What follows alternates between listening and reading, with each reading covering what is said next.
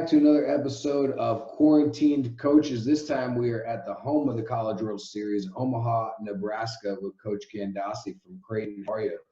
Doing well, Josh. Thank you for having me on. Looking forward to it. Really enjoyed your podcast so far. It's been awesome. Yeah, I don't really know what is this considered a podcast? I don't know what this is. It's the new age podcast because you got video with it. So yeah, they cutting edge right here.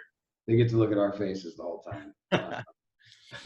It's funny because I did that college tour where I went on college campuses. I did this whole production and editing and all sorts of stuff. Right. It's been good, but the crazy thing is like this quarantine coaches, people have loved it, and all I'm doing is sitting here in a webcam with you guys and you get to see everybody's haircut that hasn't been cut. Yeah, like everybody's a total mess at home right now. It's wild. So kind of cool. You guys are in Omaha, Nebraska, and your home field is TD Ameritrade, right? Yeah. So it's pretty surreal to be able to practice there and play all your games there. Obviously being the host of the College World Series, it's unique because every other sport, they change where the national championship is, but every single year it's been in Omaha. So to have that opportunity for our players to play there, and then selfishly from my standpoint to coach there and recruit there, I get chills every single time we walk onto the field. I mean, it's absolutely unbelievable. It's a great setting. The fans are awesome, and the ballpark is just immaculate.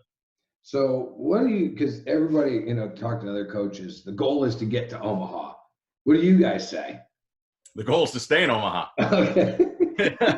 So, yeah, I mean, it's funny when you go into other ballparks and you go into the locker room and it says, how many miles to Omaha and things like that. And our guys are kind of used to it by now, but just giving them that perspective on a day in and day out basis, if they are lagging or they are struggling or maybe the energy's not there, it's like, fellas, people put your stadium up on their locker room for motivation, and you get to come here every single day. So, in the fall when you practice there and you scrimmage there, I mean, it's unbelievable. So I think just having that perspective on where your feet are, kind of helps the guys out a little bit. And you guys are a pretty damn good ball club also. Top 25 team. You won 41 games last year. I'll let you kind of tell the story. Who you got knocked out by was a pretty good team at the end. Yeah. So tell me a little bit about the ball club. Yeah, it was kind of a different team than what Creighton has been known for. So Creighton has always historically been known for a little bit more of the execution style of the game, a little bit more small ball, bunting, hit and run, so on and so forth. And last year's club was just full of men. I mean, just grown men. They hit for power. Very intimidating ball club, 1 through 9. And it was a lot of fun. It was kind of just get out of their way and let them go play. But we ended up having 7 draft picks, 4 of them on the positional player side, 3 of them on the pitching side. So our whole rotation was drafted. Right fielder went in the 4th round. First baseman went in the 10th round. Second baseman went in the 9th round. And then our shortstop, I believe, was the 26th round. So, it was pretty special. We averaged a home run and a half at TD Ameritrade, which I think in the World Series, they were averaging like maybe a half to 0.7 home runs a game. So we kind of made the ballpark look tiny. They obviously checked our bats every single game, but Nice. It was a lot of fun. It was a team that just, if you were down 3 runs, there was no panic in the dugout. They were going to compete, 1 through 9 in the innings and up and down the lineup. It was just a really, really special group. The scary thing about that is we actually lost our starting left fielder the first practice before we were opening up the series. So Thursday down in Little Rock, we were opening up. We were doing cuts and relays just to get outside. And he ends up having a season-ending injury. So we were actually without one of our starting players and actually a middle-of-the-order bat. And we ended up, going on and having a heck of a year. So we rolled through the Big East tournament. We won all 3 games that we had to play. We ended up getting picked to go out to Oregon State against the, defending national champions, which was pretty special to be in a part of. And you had, teams like Michigan, who ended up being an unbelievable story, an unbelievable team. They were really well coached, really talented. And then you had, University of Cincinnati, which, Coach Googans has done a special thing there in his short time. And they were coming off, winning the American in that tournament, surprised a lot of people. So while we were hot, we ended up getting against, some big time teams in there. And obviously going against Rutschman was pretty special to see, obviously being one of the best players in the country, if not the best player in the country. And to go up against them and beat Oregon State on their home field was pretty awesome. So probably the most memorable game in that regional. We were down 3 runs going in the 9th inning against Michigan. We ended up storming back, and I forgot how many runs we scored. We ended up beating them. and the emotions in there went from like season's coming to an end, you know, in the 8th inning, you're down 3, and then all of a sudden in the 9th inning, you get the leadoff guy on, and all hell broke loose. It was absolutely wild. So it was a special season, and you know, really grateful to have the opportunity to coach those guys for that year. I mean, it might be fair to say that you gave Michigan the biggest run for their money and the toughest test up until they got to the end against Vanderbilt. Yeah. Because they did pretty well and kind of worked their way through, it looked like, without much of a problem. You know, you guys were a game away, right, from having them. Yeah, so we ended up we were actually in the last game of the regional. We were up 4-1 in the 5th inning, I think. We just kind of ran out of pitching. I'll tell you what, the 3 starters that they had were 3 of the best college pitchers that we ever saw, or that I've ever seen in my career. You know, our first baseman was hitting 400 at the time, pretty good hitter. And he came back in the first game that we lost against them, and he's like, you know, all coming back to the dugout all pissed off because he struck out, and he's like, kid threw me a 3-2 changeup. And I was like, Jake, that wasn't a changeup, man. That was a fastball. So we went back and watched the video. It was like 93, and the ball ran like this much. It was absolutely nuts. So hats off to Coach Feder, Schnabel, and Backage. They did a tremendous job with that program in that year. Yeah, we gave them a run. We were just kind of an arm short, and that was a difficult situation for us. But when you lose that first game in a regional, it's really hard to come back and kind of battle your way through that. But I mean, there's no consolation. I get it. Like, everybody wants to win, but in the end, only one team does win, right? And so to be there, you know, there's got to be some solace, and the team's got to feel good that you're getting closer, you know, for sure, closer to Omaha, right? That's right. So where do you guys like? So I'm on the East Coast. I know you're from the East Coast as well. And if you were to come to the East Coast and say to a kid, hey, you know, Creighton's interested in you, they'd be like, you know, what's that? Yep. I feel like, at least, you know, where I come from, the Southeast, and kids are like, well, where is that? So where are you getting your players from? Yeah, so I mean, we definitely wanted to make a presence known in the Midwest, and the Midwest is obviously a very large part of the country, and you can kind of define, you know, what the Midwest might be. But for us, where we're located, we wanted to kind of do I'm not really good at the shapes, but if you're going to start in Denver, if you're going to start in Denver, you go through Kansas City in Kansas, and you head over to St. Louis, and you pop up through, you know, Chicago and Wisconsin and Minnesota, cut back over to Iowa and Nebraska. If you can cover that quadrant, you should be able to get a majority of your players there. If you need to go outside, maybe you go to junior college down in Florida, Texas, in the Midwest, or even in California and Arizona, that should be a majority of your roster. I have a huge appreciation for East Coast kids, just because, you know, me being from the East Coast, I left Connecticut to come out to the Midwest and go play at St. Louis University.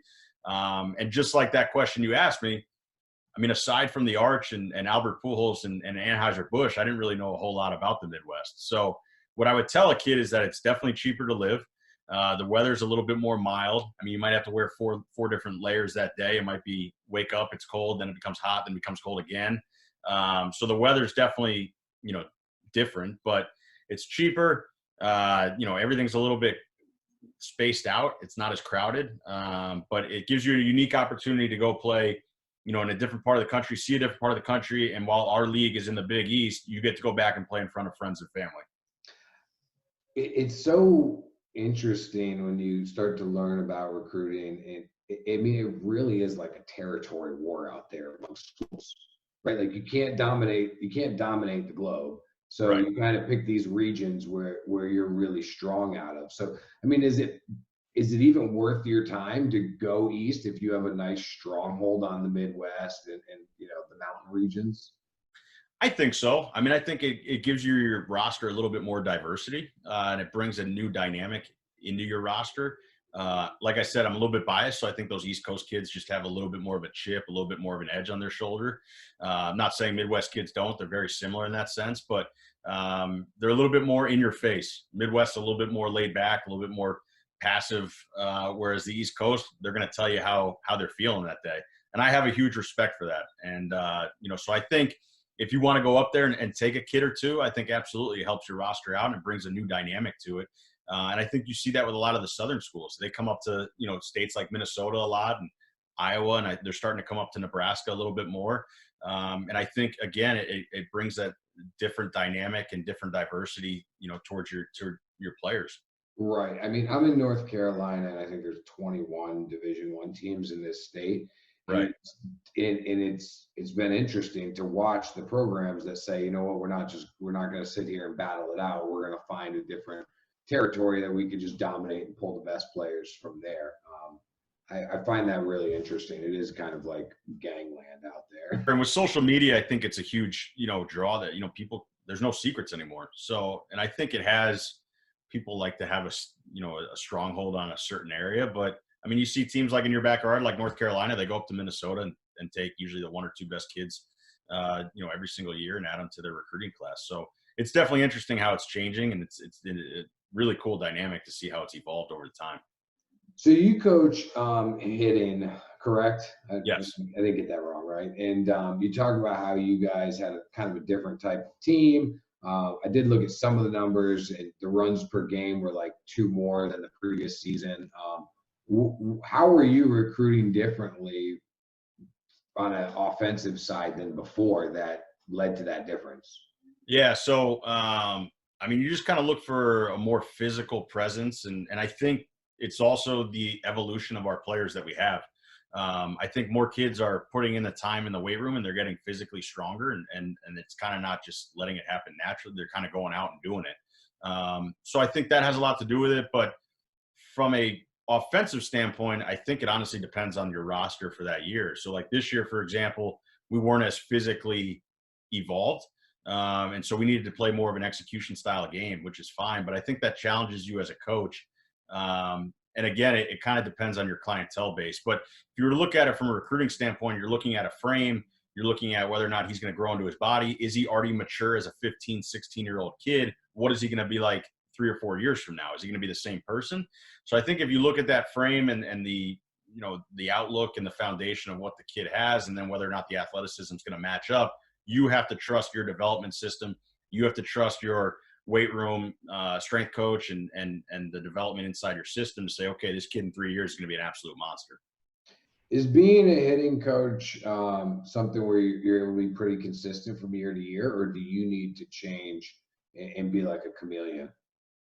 I think with the social media out there, we battle it on a consistent basis. I find hitting Twitter almost like Tiger King, if you would. If you watch Tiger King, it's just it's wild. I mean, they took you on a journey. You can go on Twitter and you can go down a rabbit hole and you're not getting out. I mean, it's out of control. So going back to your question, I think you need to be adaptable, and I think you need to have the ability to evolve. I think you have your core foundation of what you believe in. For me personally, it starts in the lower half. It starts by staying flat to the baseball and having the ability to match the plane to the pitch that you're going to get. And then it has to do with hitting the ball to all fields and hitting the ball as hard as you possibly can.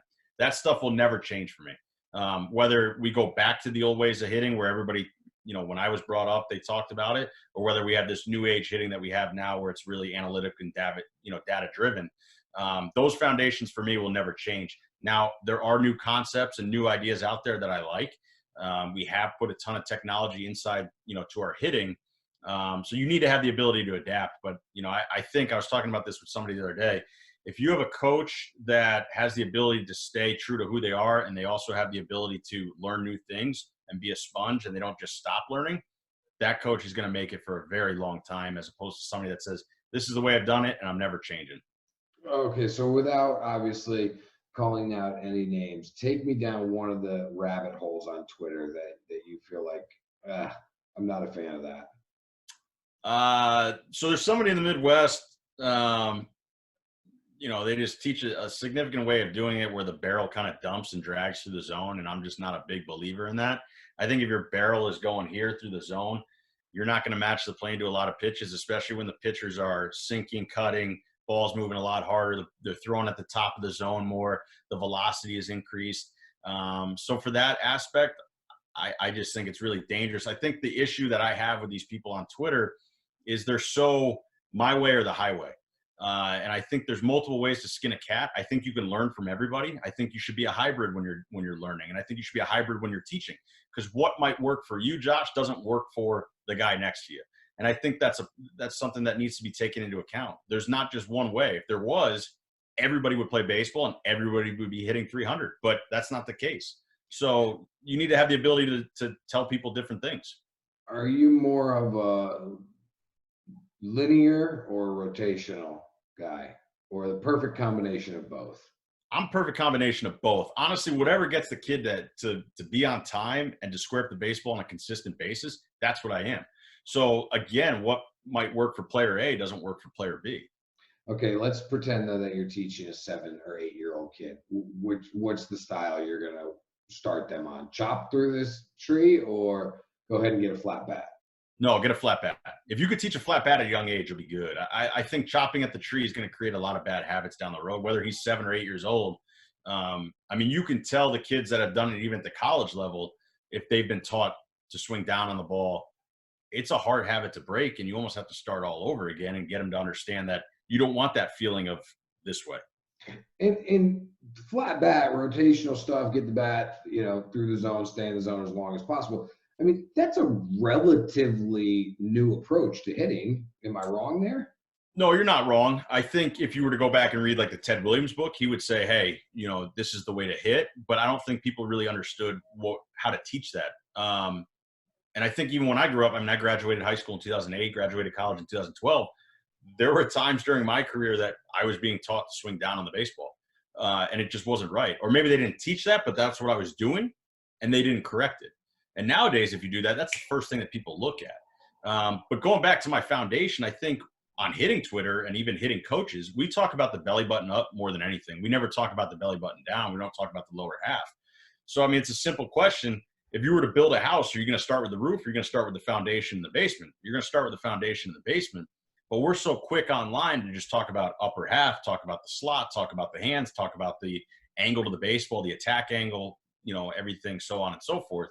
I think we lose sight of what's really important. That's a strong lower half and being athletic in your lower half. Why is having a flat bat an important part of a swing? You have more room for error. And if you're in and out of the zone, or you're cutting across the zone, your room for error is very small. So depending on the pitch, if you have guys that have really flat bat pass, they might get a breaking ball, they're on fastball, they can still be on plane for that pitch and still have an ability to pull that baseball. Whereas if you're sitting breaking ball there and your barrel path is down and out of the zone, you got no chance of hitting anything away from you. So go ahead. No, I tell kids too, like, I want them to hear it from you. So I try to set these questions up so that we can clip it out. It's just you telling them. Sure. I also talk about with kids, like, what's a pitcher trying to do, right? Throw downhill.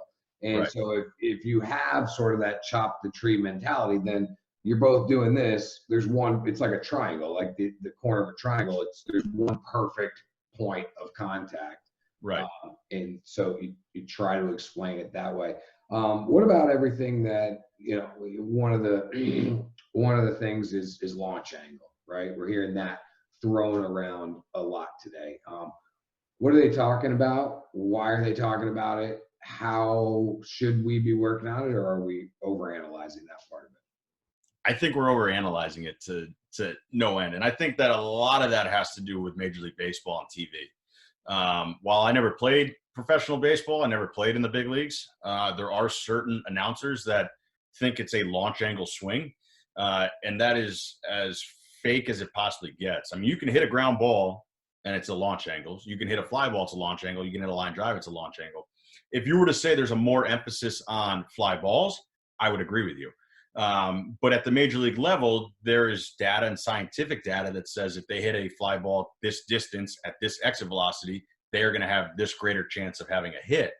I think if you get down to the youth and the amateur level, those guys don't hit the ball as hard as major league hitters. So I don't think there needs to be an emphasis as on fly balls. There just needs to be an emphasis on matching the plane to the pitch that you're going to get and being on time. And if you do that, you're going to have a great result. If you stay flat to the baseball and you catch it at the right plane, the ball's going to go if you're a strong enough kid. But I'm not going to teach a 5'7" hitter in high school how to hit like Aaron Judge. That's stupid. There's no way. His exit velocity at a 30-degree launch angle is probably 40 to 50 miles an hour harder. So the ball's going to go 250 to 300 feet further. Like one of the things that drives me crazy that I hear, I'm around a lot of levels underneath college, right? Watching a lot of baseball there. I can't stand hit the ball on the ground, make them make a mistake, right? That you're teaching at a really early level. Like this isn't necessarily the high school level; it's below the high school level, right? Sure. Like I don't want to make them make a mistake. I want you to get a hit. Like don't even give them a chance to make a mistake, right? What's Right. one of the things that like you hear that drives you nuts? That is a big one. And then the constant of like, don't strike out. I mean, like, hey, battle and don't strike out. I don't think any kid at any level is trying to strike out. I just think that when you get to 2 strikes, it's really hard to hit. So don't get to 2 strikes. But definitely, hit the ball on the ground all the time. I don't tell a kid to hit the ball in the air. I don't tell a kid to hit the ball on the ground. I just tell the kid to hit the ball hard. So whether you hit a hard ground ball, you hit a hard line drive, you hit a hard fly ball, that's all it comes down to. And that's an attainable goal, in my opinion, hitting the ball hard. How do you increase barrel awareness on a high school or college guy? We hit off the machine a ton. You can have great barrel awareness hitting off a tee, and you can consistently hit the back part of the net. It's not golf, though. You're not going to hit the ball stationary. So while I think tee has a purpose, we need to hit moving baseballs. So whether it's front toss, whether it's overhand front toss, whether it's BP, whether it's machine work, we're constantly hitting moving baseballs. And then from there, we're going to break it down with video. We're going to break it down. I know I'm probably going to get made fun of. We use some PVC stuff just so the guys can get a feel of what the barrel's doing.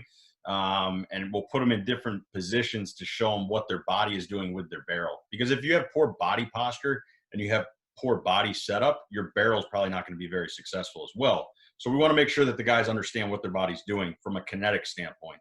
From a high school standpoint, I think you need to put them in different positions to say, okay, what is your body doing and what is your barrel doing on this pitch? Same thing on this pitch, and getting them to understand that different feel. But the biggest issue that I have is we constantly hit off the tee, and then we go into front toss and we're successful. And now we start moving the ball around on the machine and we're not very successful. So you have to put them in game-like situations and you have to put them in game-like speed. And so that's where the machine work comes in. So we'll go double barrel machine. We'll have a fastball machine behind them and a breaking ball machine in front of them. And we'll pick and choose which ball that we're putting in to see what their body does. Because everything, when it gets sped up, if you're not going 110% when you're swinging, you don't know what your barrel or your body's going to do. I get that every kid is different. I know that every situation's unique. You're not going to coach every kid the same way. But let's just think in a general sense, a high school kid coming to you, they're a freshman now. What is day one? What's hitting 101 with you? Yeah. So I'm going to watch them. Obviously we recruit them into the system and you hope that they have a strong foundation of what they're doing. They have an idea of what they're doing. Now, when they get to college, the biggest thing is the game speeds up on them. So they have the ability to slow the game down with them. But if we're just strictly talking about the first hitting session, I will put them on the tee for the first, or we'll put them through our PVC warm up. So we'll show them what they're doing with their barrel. We'll put them in different positions. If we don't have a PVC, then we'll just do, slow motion, say, okay, show me an outside pitch. Show me what your body's going to do to it. And just see what their body and their first reaction and their first response to that pitch is. From there, we'll hop into some front toss. And again, we're just going to keep it really simple early on. For the most part of the fall, to be honest with you, we don't really touch their swings all that much because they're competing for a position and they're competing for a job. So if I were to go in from day one and say, hey, we need to change this, we need to change that, it's not fair to them because they're trying to, A, listen to what we're saying, but B, they're also trying to compete against a kid that's already been in college for 2 years. We want to make sure that they have a fair opportunity with that. So we're going to go out, let them compete, let them see how they do. And then from there, we'll design a plan. So we take a lot of video in the fall. We try to get as much data and as much information, whether it's blast motion, Rapsodo, TrackMan, whatever it may be. And then from there, we're going to design our plan. But the first hitting session is very simple. I'm just going to throw them front toss. We're going to throw them BP. Maybe we'll hop off the machine, depending on the NCAA hours, how many we have going that week. It's a whole different topic. But, again, we just try to keep it simple and try to get them acclimated and try to get them comfortable in the setting because it is overwhelming the first day that you step on campus.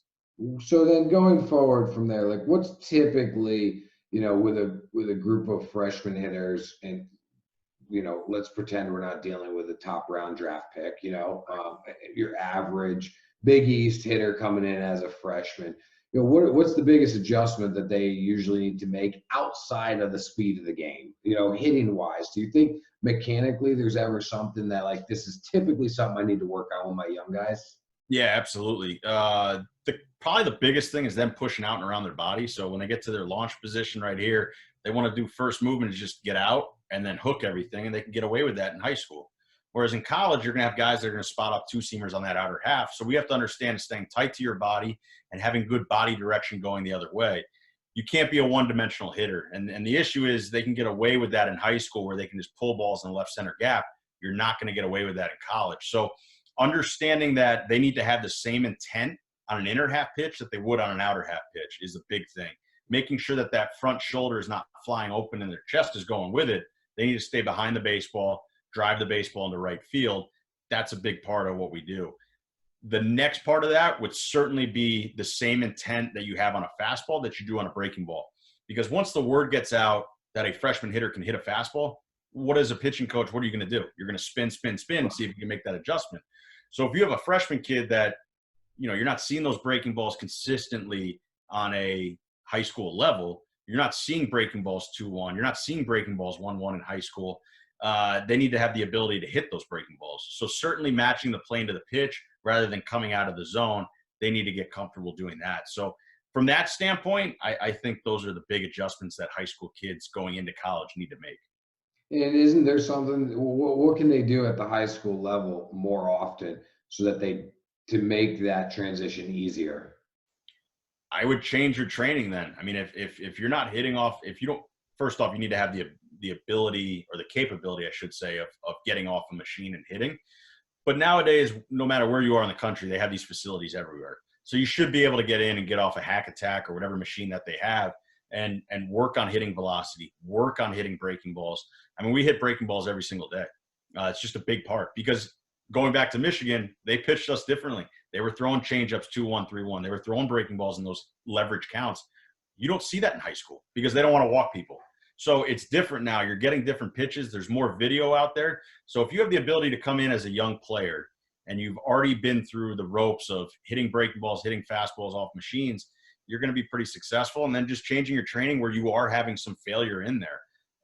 Because if you hit 400 or 500 in high school, you got to learn how to deal with failure. What do you think of this idea? I look at it sometimes and, like, not that we're old guys, right? Like, we're in our 30s. It sounds like you're somewhere in there with me. Yep. It's like the idea of, like, okay, I want to work on my swing when I was 11 through the age of 16, 17. Like, I didn't have to pay somebody $50 to help me work on my swing. Right. And nowadays, nothing. I mean, I've been down that road. I've been a private trainer. I'm not arguing against it. That's society today, right? Like, you want help on your swing. You're not going to get the old pro from the neighborhood without paying for it. Right.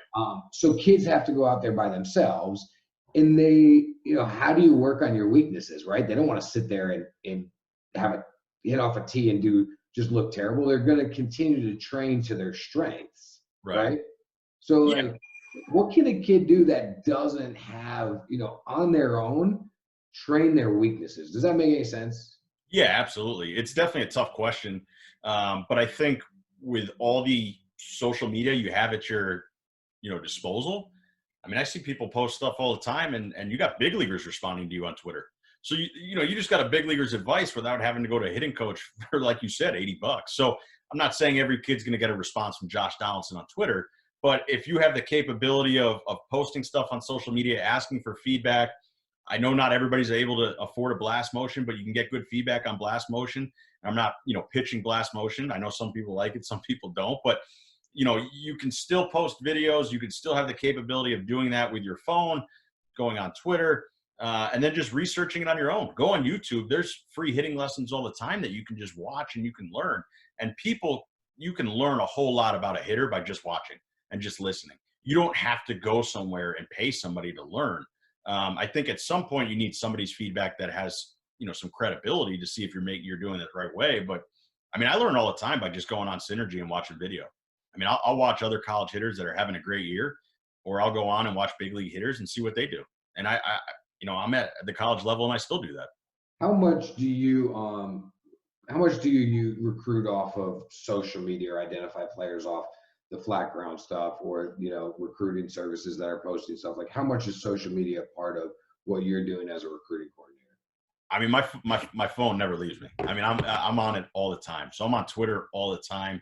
My wife, it drives her up the wall about how much I'm on Twitter, but it's where I get my news from. I'm on there for players. There's videos being posted all the time.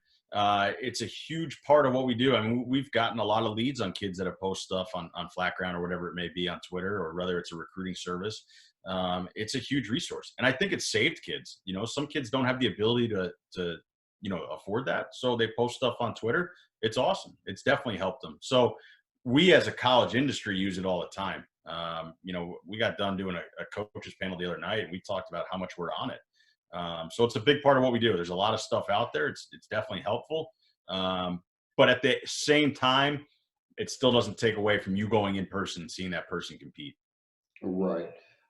So nowadays a kid steps, even pros, they step in the box, ball 1, ball 2, ball 3, ball 4. All right. And then they have to stand there for 2.5 minutes to take off everything that they're wearing. Right. What do you need in the box? Do you even need batting gloves? What's too much these days? Like, what's the proper equipment that you should be wearing into the box? You're probably asking the wrong person, because like Evo Shield was getting hot when I was in college, and so I had the ankle and the leg guard. I had batting gloves. I like it. I think everything that they have now, it's a little bit much. I mean, I think an elbow guard and an ankle guard is pretty much all you need with some BGs. I mean, if you're good with that, I mean, these dudes look like they're going to war.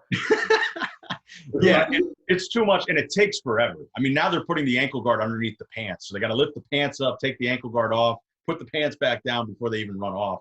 It's definitely too much. The poor first base coach looks like I do when I'm trying to get all the groceries in the house on one trip, by the end of the inning. It's a bit much. I mean, for sure. I mean, but then again, you got, on pitchers on the side of it, they come in, they're taking off the wristband. It's like, you're going into the game, take it off in the bullpen. Why do you have to hand it to the coach on the mound? So it's like, and how many times you need an umpire to tell you that you can't pitch with something on your wrist? So it's the same way. It's just the way that the players are these days. Best college hitter you've ever seen, whether it was when you were a kid or when you were a coach or when you played? Oh, it's a really tough question. Best college hitter. It's a draft. Let's just put it this way, because it's tough to say that. We're having a draft, a pickup game. You can pick any college hitter as your first pick. Who are you taking? I was really enamored with Michael Conforto. So we played against him. We were out in the Arizona State tournament. Where did he play? He was at Oregon State. Okay. So I was actually catching, and Conforto was on the team, and just watching his swing was really, really pretty. So he was a lot of fun to watch. I mean, there's a lot. That's a really good question on the spot. I mean, watching Rutschman take batting practice was pretty special. That was pretty awesome. And then I remember Zach Cox from Arkansas was like a first rounder. I want to say a top 10 pick overall. My sophomore year, we lost 32-8 to Arkansas, and I had to catch that game. And I believe Zach Cox hit like 2 balls to the wall, fielded a ground ball, and he didn't come out of the dugout until like the 6th inning, I think, from like the weight room. So like he took the rest of the game off. So watching him swing was pretty special. There's a lot though. I mean, there's a lot of special hitters. I mean, I watched the kid from New Mexico State. I mean, I pulled that stuff up on Synergy just to watch him hit. To have as many home runs as he's had in short period of games this year was pretty unbelievable. So it's just special to see how the game's evolved and how great these players are becoming. It's a really good thing for our game. So it's as a coach, it's a lot of fun. Coach Gandossy, this was a fun conversation. I had finally got to talk hitting with somebody, move quickly, get rapid, a pro right there. You know when to end your answers, and let's keep moving. That was good stuff, man. Thanks for coming on here. I appreciate it, Josh. Keep doing what you're doing, man. I'm having a lot of fun doing and watching.